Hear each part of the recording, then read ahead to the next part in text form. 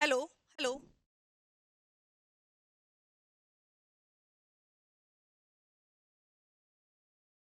Hello everyone, मैं दीपशिका परमार और welcome to gas science classes. Gas science classes में मैं आपका बहुत बहुत स्वागत करती हूँ। तो चलिए स्टार्ट करें हम अपने आज के टॉपिक को।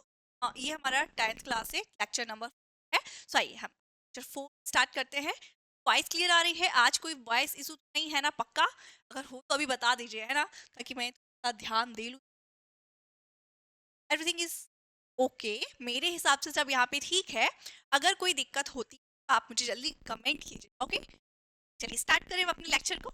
चलिए, तो क्लास 10th बायोलॉजी से लेक्चर 4 अटेंड है ना जी। आपको ये पता होगा कि हम कहाँ तक पहुंच। हम डिस्कस कर रहे थे ऑटोट्रॉपिक न्यूट्रिशन। क्या डिस्कस कर रहे थे? Autotrophic nutrition, mode of nutrition. तैयार हो गई हूँ। हाँ, तो आप लोग भी रेडी हैं? चलिए स्टार्ट करें हम अपने लेक्चर 4 को। और इसमें हम डिस्कस कर रहे थे क्या? पिछले लेक्चर में हमने क्या डिस्कस किया था, जल्दी बताइए। न्यूट्रिशन, मोड ऑफ न्यूट्रिशन, मतलब पोषण क्या होता है, न्यूट्रिशन क्या होता है, ये हम समझ गए। न्यूट्रिशन कितने टाइप का होता है भाई, बता दीजिए जल्दी से। न्यूट्रिशन होता है हमारा प्यारा सा प्रकार का। कितने प्रकार का जी? टाइप्स।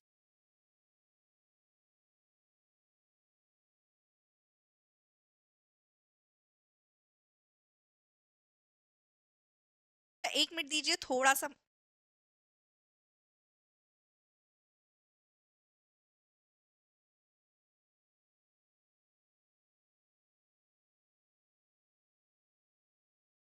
हाँ जी, चलिए सॉरी, समझ आते हैं आपको असुविधा उत्पन्न हुई यहाँ पर।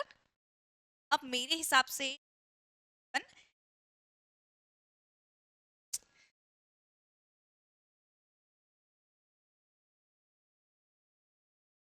Everything is okay. चलिए, तो हम क्या डिस्कस कर रहे थे? मोड ऑफ न्यूट्रिशन, मतलब न्यूट्रिशन कितने प्रकार का होता है, पोषण कितने प्रकार का होता है। पोषण होता है हमारा दो प्रकार का, heterotrophic nutrition and autotrophic nutrition. Heterotrophic हमें डिस्कस करना है। हम डिस्कस कर चुके हैं ऑटोट्रॉपिक न्यूट्रिशन क्या होता है, इसको आज हम जल्दी समाप्त करेंगे ताकि हम हेट्रोट्रॉपिक न्यूट्रिशन स्टार्ट कर सकें, है ना। ये थोड़ा सा डिटेल में यहाँ से समझना है ऑटोट्रॉपिक न्यूट्रिशन, बिकॉज यहाँ से एग्जाम में क्वेश्चंस आते हैं। यहाँ पे थोड़ा सा चिंतन गहन करना है, अध्ययन करना है बहुत अच्छे तरीके से, ठीक है। सो ऑटोट्रॉपिक न्यूट्रिशन क्या होता है हम सभी लोग जानते हैं, जिसमें एक ऑर्गेनिज्म की और पर डिपेंड नहीं करेगा जी, खुद से अपना भोजन बनाएगा। हेटरोट्रॉपिक्स का जस्ट अपोजिट होता है। कैसा होता है ये हम आगे डिस्कस करेंगे। हेटरोट्रॉपिक का एग्जांपल हम लोग आते हैं, पढ़ना है मींस ह्यूमन डाइजेशन देखिए। ऑटोट्रॉपिक न्यूट्रिशन आपको समझ आ गया था, है ना जी। ऑटोट्रॉपिक न्यूट्रिशन में ये जो रिएक्शन होती है, कौन सी रिएक्शन? एनर्जी रिएक्शन, मतलब प्लांट अपना फूड कैसे बनाते हैं, न्यूट्रिशन कैसे लेते हैं। प्लांट बनाते हैं न्यूट्रिशन कैसे? किसी और पर डिपेंड करके करते हैं क्या? नहीं, तो फिर किस पे डिपेंड करते हैं? किसी पे नहीं, खुद पर। जो भी इन्वायरमेंटल कंडीशंस है उसमें जो भी अवेलेबल है उसको प्राप्त करके वो अपना खाना बना लेते हैं। क्रॉप्स, प्लांट क्या है? एक ऑटोट्रॉपिक प्लांट है, ऑटोट्रॉपिक है, स्वपोषी है, ये किसी पे डिपेंड नहीं करेगा।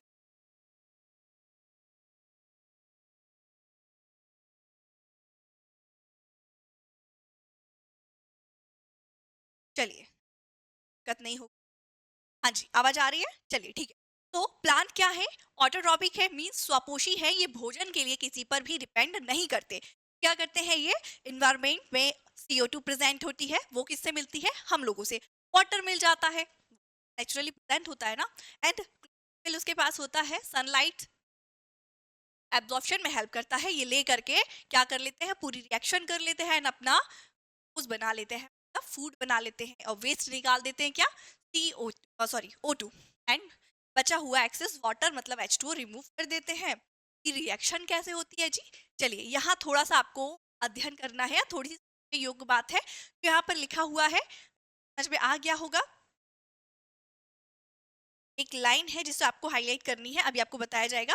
इससे पहले आप ये देखिए, एनर्जी रिएक्शन है, मतलब प्लांट के अंदर जो बनता है वो कैसे बनता है? यहाँ पे CO2 प्लस वाटर दोनों कंबाइंड मिक्स होकर के क्या बनाते हैं, ओज मतलब C6H12O6 एंड ऑक्सीजन रिमूव करते हैं, जिसे जल्दी से हम लपक लेते हैं, तब ले लेते हैं और बचा हुआ पानी ये रिमूव कर देते हैं। अगर बात करें मॉलिक्यूल्स की, तो अब एनर्जी मतलब ग्लूकोज बनाने के लिए कितनी जरूरत है इसको, वाटर की एंड CO2 की।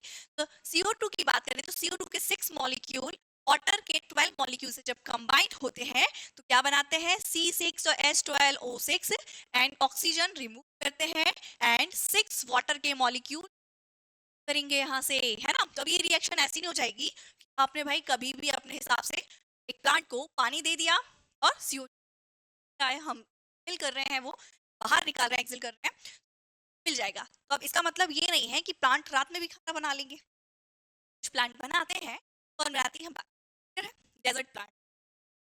नॉर्मली हमने क्या देखा है कि प्लांट सनलाइट के प्रेजेंस में अपना खाना बनाते हैं। क्यों, अंधेरे में क्यों नहीं बना सकते, बिकॉज सनलाइट की बहुत ज्यादा जरूरत होती है। क्या करते हैं, सनलाइट एब्जॉर्ब करते हैं, इसकी हेल्प से खाना बनता है। एग्जाम्पल के लिए हमें खाना बनाना है, सब्जियां दे दी, मसाले दे दिए, सब कुछ दे दिया, तो क्या हम बिना गैस सिलेंडर के क्या खाना बना सकते हैं, बिना फायर आग के खाना बना सकते हैं, नहीं। आग हमारे खाने को पकाने में हेल्प कर रही है, टेस्ट दे रही है ना। वैसे ही यहाँ पे सनलाइट वर्क करेगी एनर्जी रिएक्शन में या फोटोसिंथेसिस में, इसे क्या बोल रहे हैं। अब सनलाइट कैसे आती है एक प्लांट तक, सनलाइट आती है क्लोरोफिल की हेल्प से। क्लोरोफिल्स क्या है, क्लोरोफिल जो लिप्स में प्रेजेंट होते हैं, क्या ग्रीन है, फोटोसिंथेसिस हेल्प करते हैं, मतलब ये सनलाइट को एब्जॉर्ब करने में हेल्प करते हैं। क्या इतनी कहानी, ये रिएक्शन रट लो, क्या कर लो, रट लो, बिकॉज ये एग्जाम में आने वाली, ठीक है, हाईलाइट की। नहीं समझ में आई, तो फोटोसिंथेसिस की रिएक्शन समझ में आई। फोटोसिंथेसिस एग्जांपल है किसका, ऑटोट्रॉप का। और ऑटोट्रॉपिक न्यूट्रिशन क्या होता है, ऐसे ऑर्गेनिजम्स, डायरेक्ट प्लांट नहीं बोल रहे आपको, क्या बोल रहा है, ऐसे ऑर्गेनिजम्स जो अपना खाना स्वयं बनाते हैं, मतलब अपना फूड से प्रिपेयर करते हैं, किसी और पे डिपेंड नहीं करते, उन्हें हम बोलते हैं ऑटोट्रॉप, है ना, प्लांट्स। अब इसका एग्जाम्पल क्या है, फोटोसिंथेसिस जो कि प्लांट के अंदर होता है। अब आपको, क्योंकि हम देखो पढ़ रहे हैं किसके अंदर, हमें समझ में आ गया न्यूट्रिशन 2 टाइप का है, ऑटोट्रॉप एंड हेटेरोट्रॉप। ऑटोट्रॉप का एग्जांपल फोटोसिंथेसिस जो कि प्लांट में होता है, हेटेरोट्रॉप का एग्जांपल हम लोग जो हमारे अंदर होता है, जो हम फूड के लिए प्लांट पे निर्भर करते हैं, डिपेंड करते हैं, इसलिए हमें हेटेरोट्रॉप है। तो हम यहाँ पे प्लांट एंड एनिमल्स को लेके डिस्कस करने वाले हैं। तो अगर हम बात करें, एक बात है यहाँ पे हाईलाइट करनी है या जिसको नोट करनी है, यहाँ से क्वेश्चंस आते हैं जी। क्या है वो बात, कि प्लांट के अंदर एक्स्ट्रा ग्लूकोज स्टोर होता है, एक्स्ट्रा जो फूड बन जाता है स्टोर होता है किसके फॉर्म में, स्टार्च के फॉर्म में। किसके फॉर्म में, स्टार्च, मंड जिसे बोलते हैं, हिंदी में क्या बोलते हैं जी, मंड। मतलब पौधों के अंदर एक्स्ट्रा अधिक ग्लूकोज है, जिसको plant normal on the spot use नहीं करते हैं, वो मंड के रूप में संचयित हो जाता है, मतलब एकत्रित हो जाता है, कलेक्ट हो जाता है ना, स्टोर हो जाता है स्टार्च के फॉर्म में। और यही बात करें प्लांट को छोड़ के हम अपनी, हमारे अंदर एक्स्ट्रा फूड या एक्स्ट्रा ग्लूकोज स्टोर होता है किसके फॉर्म में, ग्लाइकोजन के फॉर्म में ग्लाइकोजन। याद रखना, यहाँ से क्वेश्चंस आते हैं कि ह्यूमन के अंदर एक्स्ट्रा ग्लूकोज किस फॉर्म में स्टोर होता है, ग्लाइकोजन, एंड प्लांट्स के अंदर एक्स्ट्रा ग्लूकोज स्टोर होता है स्टार्च के फॉर्म। क्लियर जी, यानी समझ में आई आपको, यहाँ से ऑब्जेक्टिव आएगा, आपको याद रखना है इतनी, क्लियर है। अब ये क्यों, कैसे, किस लिए होता है, तो आपको कल भी एग्जांपल दिया था। जैसे मान लो आज मेरी फेवरेट खीर बनी है, क्या बनी है, खीर बनी है, खीर मुझे बहुत पसंद है। अब मेरे पेट की कैपेसिटी है, मेरी सेल्स को सिर्फ एक कटोरी खीर में सब काम चला लेगी, उसको चाहिए से ज्यादा नहीं चाहिए। भाई मुझे तो खीर पसंद है, पता नहीं कब बनी, तो मैंने 4 कटोरी खा ली। क्या कर रही हूँ, 4 नहीं, 2 या 3 खा बहुत हो जाएगी, 4 खा ली, मान खा लिया 4। अभी जो 4 कटोरी आया है वो कैसे डाइजेस्ट करूँ मैं, मेरी जितनी सेल को चाहिए था उन्होंने रख लिया, वैसे चटोरी टाइप की नहीं है कि आज खीर आई है बहुत सारी ले लेती, उन्हें तो ग्लूकोज चाहिए ना, वो ब्रेक कर लेंगी, मतलब है कॉम्प्लेक्स फॉर्म से सिंपलेस्ट फॉर्म में कन्वर्ट करेंगी, उन्हें जो चाहिए वो वही लेंगी, और जितना चाहिए उतना ही लेंगी, वो ज्यादा नहीं लेंगी, नो कॉम्प्रोमाइज कहेंगी, ना ज्यादा ना कम, जितना मेरा अधिकार है मैं उतना लूंगी, है ना। उन्होंने ले लिया, अब लेकिन मैंने तो 4 कटोरी खा ली है ना, अब 4 में से 1 कटोरी की डिस्ट्रीब्यूट हो गई पूरी बॉडी में, या पूरी बॉडी सेल में, बची हुई 3 कटोरी खीर मैं क्या करूँ, अगर ऐसे ही चलता तो मुझे उल्टी पेट खराब सब कुछ होगा। इन इन दिस कंडीशन क्या होगा, जब मेरी कैपेसिटी है तो मेरी बॉडी की सेल्स खुद ऐसे वर्क करेंगी और जो एक्स्ट्रा ग्लूकोज है उसे बाइल के फॉर्म में स्टोर कर लेंगी। कैसे? ग्लाइकोजेन के फॉर्म, इस फॉर्म में ग्लाइकोजेन। क्लियर है? अभी कहाँ करती हैं, कैसे करती हैं, हम कक्षा 11वीं में पढ़ेंगे, ये हमारा सिलेबस है अभी। चलिए, तो हमें याद रखें हमारे अंदर जो हम भर के खाना खा लेते हैं और हम अपने कहाँ पे स्टोर कर लेंगे, ग्लाइकोजेन के फॉर्म में जो ग्लूकोज है। और जब हम सोचेंगे कि आज तो मेरा नवरात्रि चल रही है, व्रत है, मैं खाना नहीं खाने वाली हूँ, मेरी सेल ने क्या बोला था, ना मैं ज्यादा खाऊंगी ना मैं भूखी रहूंगी, लेकिन खाना चाहिए। तो भाई उन्हें खाना कहाँ से मिलेगा, हम तो स्ट्राइक पे बैठ गए कि मुझे नहीं खाना है, आज व्रत है, माता रानी नाराज हो जाएगी ना। तो इन दिस कंडीशन हमारा जो ग्लूकोज ग्लाइकोजेन के फॉर्म में रखा था वो वापस ग्लूकोज ब्रेक होकर के हमारी पूरी सेल तक मिल जाना है। समझ में आया? इसका मतलब क्या हुआ कि हमारी बॉडी एक्स्ट्रा ग्लूकोज ग्लाइकोजेन के फॉर्म में स्टोर करके रख लेती है, और इसी ग्लाइकोजेन की जरूरत पड़ती है, मतलब बॉडी में ग्लूकोज हम नहीं ले पाते, इस कंडीशन में हमारा ग्लाइकोजेन ब्रेक होकर के बॉडी को ग्लूकोज प्रोवाइड करता है। क्लियर है? सेम एज प्लांट के अंदर ये प्रोसेस चलता है। भाई प्लांट है, हमने बोला कि मैं एक बाल्टी भर के पानी डाल देती हूँ प्लांट में, है ना, अब मैं 4 दिन तक बाल्टी पानी, भाई प्लांट का भी ऐसे ही चलता है कि उसे जितना चाहिए वो उतना लेगा, बचा हुआ रिएक्शन तो करेगा, जो पानी लिया है, सनलाइट ली है, क्या है, सबको मिक्स करके अपनी एनर्जी बनाएगा, मतलब ग्लूकोज बनाएगा, फूड बनाएगा, फोटोसिंथेसिस करेगा। अब लेकिन भर भर के उसने कर तो लिया है, लेकिन प्लांट को इतनी रिक्वायरमेंट नहीं थी फूड की, तो कंडीशन में प्लांट भी क्या करेगा, अपने फूड को मतलब ग्लूकोज C6H12O6 को स्टोर कर लेगा स्टार्च के फॉर्म। अब इस पे मैंने इतना लंबा लेक्चर क्यों दिया, क्या मुझे मजा आ रहा है? नहीं, इसलिए ताकि आपके दिमाग में ये फिट हो जाए, निकल ही ना पेंट की तरह, है ना। आदि जूस। चलिए, वॉइस इशू तो है ना अभी? हेलो। ओके, क्या है, कुशल मंगल है। ओके, तो आपको ये कहानी समझ में आ गई अच्छे से। अब हम इस टॉपिक को छोड़ रहे हैं मतलब आगे जा रहे हैं, अब इसकी तरफ मुड़ के नहीं देखेंगे, क्योंकि मेरा ऐसा मानना है कि आपको ये समझ आ गया है। ठीक है? प्रकाश संश्लेषण के लिए जो मुख्य चरण होते हैं, मतलब स्टेप्स, वो कौन कौन से हैं फोटोसिंथेसिस के, आपको याद रखना, एग्जाम में यहाँ से आता है। ये जो हमने समझा है वही यहाँ पे लिखा हुआ है कि देखिए, absorption of light energy by plant क्या करते हैं फोटोसिंथेसिस के लिए, लाइट को कन्वर्ट करते हैं किस में, एनर्जी के फॉर्म में। किसके फॉर्म में? एनर्जी के फॉर्म में। किसकी हेल्प से? क्लोरोफिल की हेल्प से। समझ में आया? क्लोरोफिल और सनलाइट कहाँ से आई? सो सनलाइट को एब्जॉर्प्शन में कन्वर्ट करके एनर्जी में कन्वर्ट करने में हेल्प करता है कौन? क्लोरोफिल। कहानी समझ में आई इतनी? तो क्लोरोफिल द्वारा प्रकाश ऊर्जा को अवशोषित किया जाता है, एब्जॉर्ब किया जाता है। बिना क्लोरोफिल के ये एब्जॉर्ब नहीं होगा। ओके जी, नहीं होगा। दूसरी लाइन हाईलाइट करें, conversion of light energy to chemical energy. Light energy को केमिकल एनर्जी में कन्वर्ट करना and splitting of water molecules into hydrogen and oxygen. मतलब क्या काम होता है? सेकेंड, कि जो सनलाइट है, पहले फर्स्ट तो सनलाइट को ले लिया और उसे एनर्जी में कन्वर्ट कर लिया, किसकी हेल्प से? क्लोरोफिल की हेल्प से। दूसरी बात क्या है, जो लाइट है, लाइट एनर्जी को केमिकल एनर्जी में कन्वर्ट कर लिया और स्प्लिट कर दिया वाटर मॉलिक्यूल। वाटर मॉलिक्यूल कौन होता है जी? H2O। स्प्लिट कर दिया, तोड़ दिया इसको किसमें? H2 प्लस O2, मतलब हाइड्रोजन एंड ऑक्सीजन। क्लियर जी? हाइड्रोजन एंड ऑक्सीजन में से स्प्लिट कर दिया, ब्रेक कर दिया। तो वही यहाँ पे लिखा हुआ है, प्रकाश ऊर्जा को रासायनिक ऊर्जा में रूपांतरित करना और जल अणु मतलब वाटर को ऑक्सीजन व में हाइड्रोजन में ब्रेक करना, तोड़ना, अपघटन करना। ठीक है? Reduction of carbon dioxide to carbohydrate, मतलब कार्बन डाइऑक्साइड का रिडक्शन करना, उसका अपचयन करना, किसमें? कार्बोहाइड्रेट्स में। क्लियर? कार्बन डाइऑक्साइड का कार्बोहाइड्रेट में अपचयन। कहानी खत्म? समझ में आई? क्यों नहीं आई? है ही नहीं इसमें। तो हमने पीछे पढ़ा है ना, क्या पढ़ा? देखिए, हाँ देखिए, थोड़ा हमने क्या देखा, H2O और कौन? CO2 प्लस क्लोरोफिल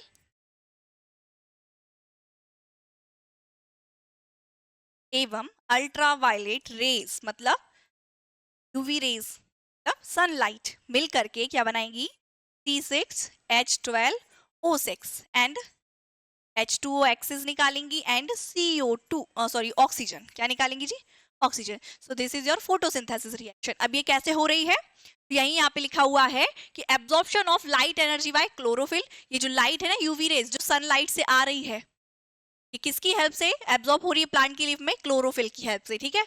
फिर प्रकाश ऊर्जा को रासायनिक ऊर्जा में रूपांतरित जैसे ये एब्जॉर्ब हुई क्लोरोफिल के थ्रू अल्ट्रावायलेट रेज इसने चेंज कर दिया किसको लाइट एनर्जी को केमिकल एनर्जी में. और ये केमिकल एनर्जी में जैसे ब्रेक हुई मतलब कन्वर्ट हुई तो ये जो वाटर मॉलिक्यूल है मतलब H2O जो है इसको ब्रेक कर दिया हाइड्रोजन अलग एंड ऑक्सीजन अलग में. और जो ऑक्सीजन अलग हुई वो निकल गई बाहर और फिर बचा हुआ O2 इससे रिएक्शन करके वाटर मॉलिक्यूल निकालेगा मतलब एक्सेस वाटर निकालेगा. अब ये कैसे निकलेगा आगे डिस्कस करेंगे. Reduction of carbon dioxide to carbohydrate मतलब ये जो कार्बन डाइऑक्साइड है इसे कार्बोहाइड्रेट्स में कन्वर्ट कर लिया. आ गया ना अभी समझ है ना. बड़े प्यारे हैं आप लोग तो समझ जल्दी. चलिए अब जो हमने समझा है वही यहाँ पे लिखा हुआ है कि the process of photosynthesis is commonly written as C6 है ना sorry CO2 H2O C6H12O6 and CO2. सारी समझ में आ रही है क्या बोल रही हूँ मैं. देखिए the process of photosynthesis commonly written as हम फोटोसिंथेसिस के रिएक्शन को कैसे लिख सकते हैं अभी हमने लिख के दिखाया यहाँ पे कि हम 6 मॉलिक्यूल लेंगे CO2 के मतलब कार्बन डाइऑक्साइड 6 मॉलिक्यूल लेंगे H2O के मतलब जल के और क्या यूवी रेज एंड क्लोरोफिल क्या यूवी रेज एंड क्लोरोफिल की हेल्प से हम इसे कन्वर्ट कर देंगे ग्लूकोज मतलब C6H12O6 जैसे कार्बोहाइड्रेट. ठीक है. एंड 6 ऑक्सीजन क्या 6 ऑक्सीजन 1 मिनट.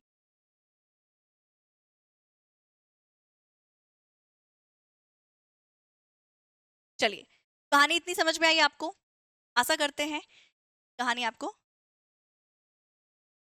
समझ आ गई. तो हिंदी वालों के लिए लिखा हुआ है यहाँ पे कि प्रकाश संश्लेषण की प्रक्रिया को आमतौर पर इस प्रकार लिखा जाता है कैसे 6CO2 6H2O and chlorophyll and ultraviolet rays में क्या बनाते हैं जी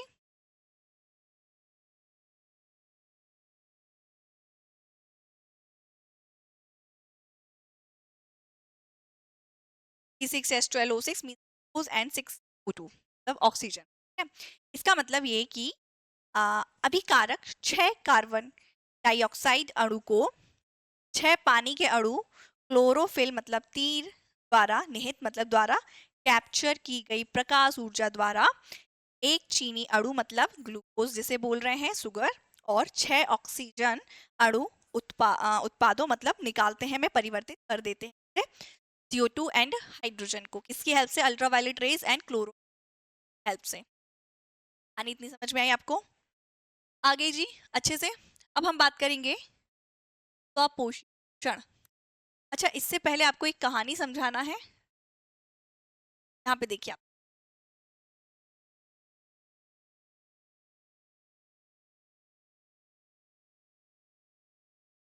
तो ये ऑटोट्रॉपिक न्यूट्रिशन आपको अच्छे से समझ में आ गया. स्वपोषी पोषण क्या होता है. ठीक है. अब स्वपोषी पोषण में एक आता है प्रकाश संश्लेषण के थ्रू मतलब जो हम पढ़ चुके हैं जिसमें हम सनलाइट की हेल्प से प्रकाश संश्लेषण करेंगे. और दूसरा आता है कीमोसिंथेटिक ऑटोट्रॉपिक न्यूट्रिशन मतलब रासायनिक संश्लेषण स्वपोषी या स्वपोषण. इसमें केमिकल्स का यूज करके या केमिकल मतलब लाइट एनर्जी को केमिकल एनर्जी में कन्वर्ट करने के बाद जो केमिकल एनर्जी है वो उसे फिर से ब्रेक करेगी फूड में मतलब जब जरूरत पड़ेगी प्लांट्स को तो इन दिस कंडीशन जो केमिकल एनर्जी है उसके थ्रू हम फूड लेंगे हम मतलब प्लांट्स. ठीक है. तो ये है तो कैसा फोटोसिंथ मतलब बोल सकते हैं ये है तो ऑटोट्रॉपिक न्यूट्रिशन बट इसमें लाइट एनर्जी वर्क नहीं कर रही है इसमें केमिकल एनर्जी वर्क करेगी. मतलब जो अभी हमने देखा कि जो एक्स्ट्रा ग्लूकोज है क्या है जी एक्स्ट्रा ग्लूकोज वो स्टोर हो गया है स्टार्च के फॉर्म में. अब जब प्लांट फोटोसिंथेसिस नहीं कर पा रहे सनलाइट नहीं आ रही है तो इन दिस कंडीशन जो स्टार्च रखा हुआ है वो वापस ब्रेक होगा और एनर्जी प्रोवाइड करेगा प्लांट को. सो ये कैसे होगा केमिकल्स की. तो this is your chemosynthetic autotrophic nutrition. Clear है. फोटोसिंथेसिस ऑटोट्रोपिक न्यूट्रिशन आपने समझ लिया है, जिसमें हमें किसकी रिक्वायरमेंट होगी, सनलाइट की, वाटर की, कार्बन डाइऑक्साइड की एंड क्लोरोफिल। 4 चीजों की जरूरत पड़ेगी किसमें, फोटोसिंथेसिस ऑटोट्रोपिक न्यूट्रिशन में। मतलब ये ऑटोट्रोपिक ही है, लेकिन फोटोसिंथेसिस बिकॉज इसमें sunlight, water, carbon dioxide and chlorophyll की रिक्वायरमेंट है। कहानी समझ में आई आपको?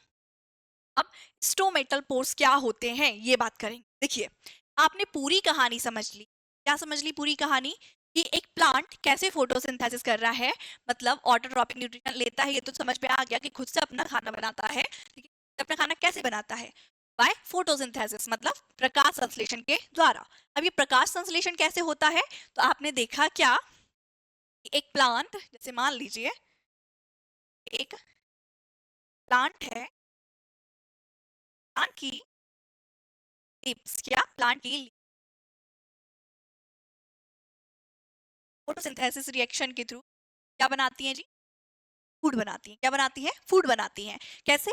हमने पानी जो दिया, क्या दिया, वाटर, H2O के पास, इसके पास इसकी रूट हमने वाटर दिया, तो वाटर ट्रांसपोर्टेशन के थ्रू लिप्स तक जाएगा, लिप्स, और यहाँ से सनलाइट आई, क्या आई जी, सनलाइट।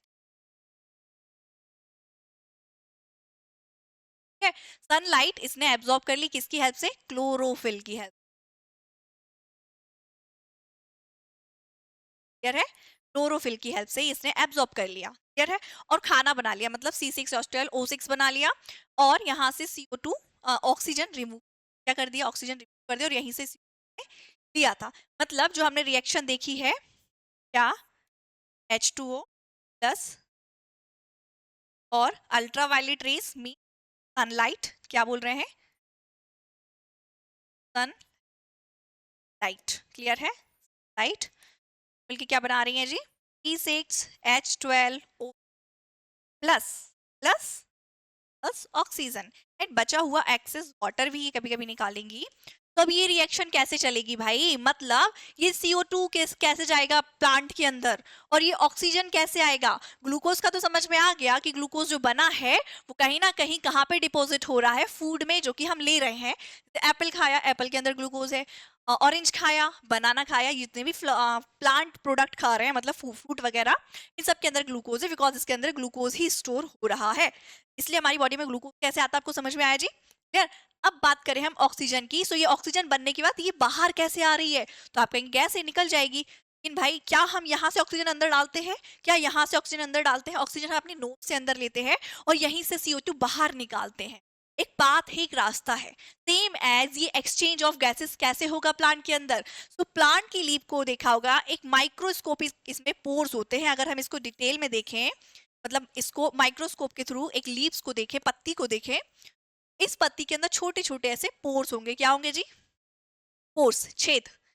इन रंध्र को, इन छेद को ही क्या बोलते हैं हम, स्टोमेटल पोर्स। क्या बोलते हैं जी, स्टोमेटल पोर्स। स्टोमेटल पोर्स का मेन फंक्शन क्या होता है, ये एक्सचेंज ऑफ गैसेस में हेल्प करते हैं। मींस जब इसे फोटोसिंथेसिस करना है एक प्लांट को, तो इन पोर्स के थ्रू ही एनवायरमेंट से CO2 प्लांट के अंदर जाएगी, जो कि हमने छोड़ी है। क्लियर है? और फोटोसिंथेसिस के बाद जो ऑक्सीजन बनी है, यही से बाहर आएगी। क्या आएगी जी, बाहर आएगी। सो स्टोमेटल पोर्स मेन फंक्शन क्या करते हैं, एक्सचेंज ऑफ गैसेस का। मतलब फोटोसिंथेसिस के लिए जो CO2 की जरूरत है वो भी यहीं से अंदर जाती है प्लांट के लिप्स के पोर्स के थ्रू। इन पोर्स को ही हम स्टोमेटल पोर्स कहते हैं।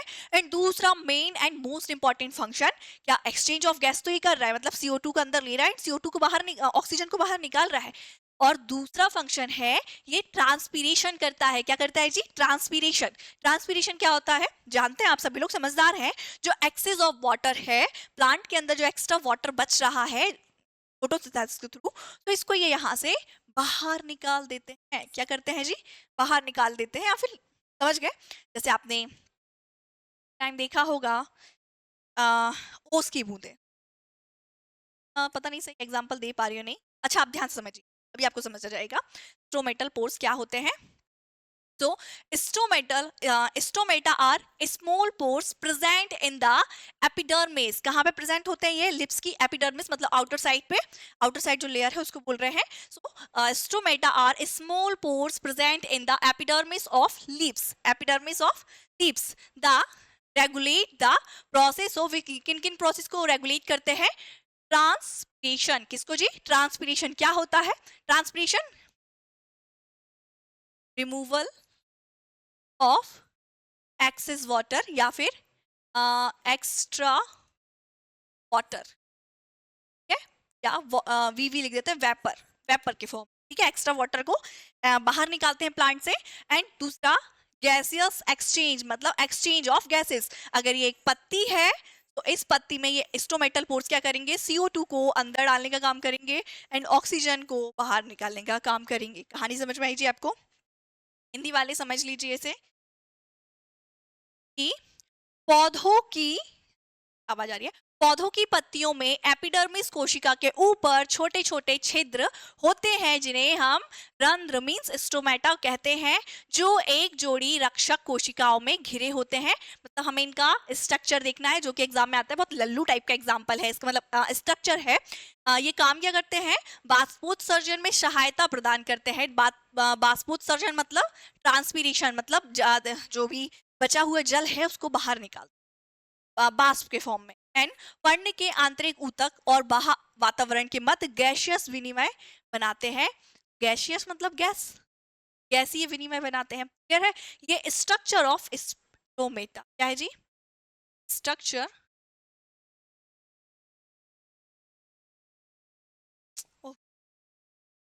चलिए इसमें समझने की, हाँ, तो ये जो आपको सर्कुलर शेप में आपको लेयर कवरिंग दिख रही है, इसे बोलते हैं एपिडर्मल सेल। क्या बोलते हैं जी? Epidermal cell. और यही एपिडर्मल सेल क्या बनाती है? Epidermal layer. किसको बनाती है? Epidermal layer. क्लियर है? जो कि लिप्स की आउटर कवरिंग है, लिप्स की। क्लियर है? तो ये जो सर्कुलर शेप में आपको सेल दिख रही है, इन सेल का नाम क्या है? Epidermal layer. याद रखना है, मतलब हम सबसे पहले क्या बनाएंगे? इस टाइप से सेल बनाएंगे। समझना है आपको? ओके, क्लियर है? तो ये जो चारों तरफ कवर्ड है, इसको क्या बोल रहे हैं हम? Epidermal cell. क्लियर जी? एपिडर्मल सेल क्या होती है? Epidermal cell. आपको कहानी समझ में आई? चलिए, ठीक है। अब ये जो अंदर साइड में ये सेल का पेयर है, इन्हें बोलते हैं थिन सेल वॉल। क्या बोलते हैं जी? सेल वॉल या फिर गर्ड सेल। क्या बोलते हैं इन्हें? गर्ड सेल। मतलब ये जो स्ट्रक्चर आपको दिख रहा है, ये है हमारी guard cell. This is your most important cell जो कि ट्रांसपीरेशन में हेल्प करेगी। क्या बोल रहे हैं इन्हें? गर्ड सेल्स। अभी कैसे हेल्प करेंगी? तो अगर बात करें ट्रांसपीरेशन की, मतलब एक्स्ट्रा वाटर एग्जिस्ट होता है, बाहर निकलता है, बच के रखता है, किसकी हेल्प से? ये मतलब ऑक्सीजन भी अंदर जाती है, मतलब सॉरी CO2 अंदर जाती है और ऑक्सीजन बाहर निकलती है। कैसे? इसकी हेल्प से। कैसे निकलती है? जैसे जब हम सांस लेते हैं और छोड़ते हैं तो क्या हम अपने चेस्ट को मतलब बढ़ा देते हैं। कैसे? ऐसे। वैसे ही यहाँ पे इसके पोर्स खुलते हैं और बंद होते हैं, खुलते हैं एंड बंद होते हैं। तो इनके खुलने और बंद होने से ही हमारा एक्सचेंज ऑफ गैसेस होता है। तो क्या होता है, जब ये जो गर्ड सेल है इसके अंदर पानी भर जाता है, क्या हो जाता है जी? पानी भर जाता है, तो ये फूल जाते हैं। जब ये फूलते हैं तो इनके ये जो पोर्स हैं ओपन हो जाते हैं। क्या हो जाते हैं? ओपन हो जाते हैं, जिसके कारण CO2 एंटर कर जाती है। एंड जब इनके गर्ड सेल में से पानी, एक्स्ट्रा एक्सेस वाटर रिमूव हो जाता है, बाहर निकल जाता है, तो ये सिकुड़ जाते हैं, संक हो जाते हैं, जिसके कारण ये पोर्स बंद हो जाते हैं। तो जैसे हमारी नाक होती ना, आपने देखा होगा है ना, बच्चे भी करते गुस्से में ऐसे करके, तो वैसे ही यहाँ पे पोर्स इसके ओपन होंगे, क्लोज होंगे, ओपन होंगे, क्लोज होंगे, जिसकी हेल्प से क्या होगा? एक्सचेंज ऑफ गैसेस होगा। क्लियर है? सो स्टोमेटल पोर्स आपको समझ में आया कि ये है आपका स्टोमेटा। मतलब पूरे स्टोमेटल के अंदर ये जो छेद है, क्या है ये? छेद। इन्हें बोलते हैं स्टोमेटल पोर्स। ये 2 टाइप के होंगे, ओपन एंड क्लोज। ठीक है? सो क्लोज में क्या होगा? ये बंद होगा, ये जो पोर है दिखेगा ही नहीं, और ओपन में ये जो पोर्स है दिखेगा। क्लियर है? अब ओपन कब होगा? जब गर्ड सेल में पानी भर जाएगा, मतलब ये जो सेल है ना गर्ड सेल, इसमें पानी भर जाएगा तो ये फूल जाएंगे, और जब ये फूलेंगे तो इनके बीच में स्पेस बढ़ जाएगा। क्या बढ़ जाएगा जी? स्पेस। तो यहाँ पे पोर्स ओपन हो गया, सो this is your called open stomata. And जब ये इसके अंदर एक्सेस ऑफ वाटर रिमूव हो जाएगा, निकल जाएगा, नहीं होगा, तो ये हो जाएगा क्लोज, मतलब पोर्स नहीं होंगे, तो ये क्लोज स्टोमेटा। याद रखना है आपको, दोनों का डायग्राम एग्जाम में बनाना है। और ये गर्ड सेल होती है जो क्या करती है? ट्रांसपीरेशन में और एक्सचेंज ऑफ गैसेस में हेल्प कर रही है। याद रखना है। क्लियर है? और आउटर कवरिंग क्या है? इसे बोलते हैं एपिडर्मल या सेल। बाकी आपको और कुछ इसमें याद नहीं करना है, बाकी सब बकवास है, एग्जाम में आएगा तो आपको यहाँ से लिखना है। क्लियर है? आज की कहानी हम यही समाप्त करते हैं, क्योंकि अब कल हम स्टार्ट करेंगे क्या, विषम पोषी पोषण मतलब हेटेरोट्रॉपिक न्यूट्रिशन। इसको थोड़ा सा डिटेल में डिस्कस करेंगे, बिकॉज नहीं इसमें हम खुद के बारे में पढ़ेंगे, प्लांट के बारे में हम पढ़ चुके हैं, एग्जाम में इससे ज्यादा कहीं से नहीं आएगा, तो आपको ये सारी बात पढ़ लेनी है एनसीईआरटी की। मतलब जो भी एनसीईआरटी में सिलेबस है हम इससे ज्यादा बाहर नहीं जाएंगे, एनसीईआरटी की लाइंस को ही लिया है जो हाईलाइट है, जो कि आपके लिए जरूरी है, तो आप इसको अच्छे से पढ़ के आइएगा। चलिए, सो आज की कहानी हम यही समाप्त करते हैं। ऐसी आशा करते हैं कि आपको ये सभी बातें समझ आई है आसानी से, है ना। ये हमारा लेक्चर नंबर 4 है। हम धीरे चलेंगे लेकिन बहुत अच्छे से चलेंगे, तो चिंता आपको बिल्कुल नहीं करने के, एग्जाम आ रहे हैं, इतना स्लो चल रहा है, कोई स्लो नहीं चल रहा है, बढ़िया चल रहा है हमारा सिलेबस, है ना। चलिए, अगर आपको लेक्चर ढूंढने में कठिनाइयां उत्पन्न हो रही हैं तो हमें क्या करना है, सर्च करना है DS साइंस क्लासेस। कहाँ पर जाके? यूट्यूब में जाके, वहां आपको प्लेलिस्ट में इसके लेक्चर्स मिल जाएंगे और समझ में भी आएगा। हाँ, जहाँ कोई दिक्कत लगती है तो आप मुझे जरूर कमेंट कीजिए, सब बताइए, ताकि मैं आपकी समस्या का निवारण कर सकूं। क्लियर जी? चलिए, तो समाप्त करते हैं आज के लेक्चर को यहीं। धन्यवाद।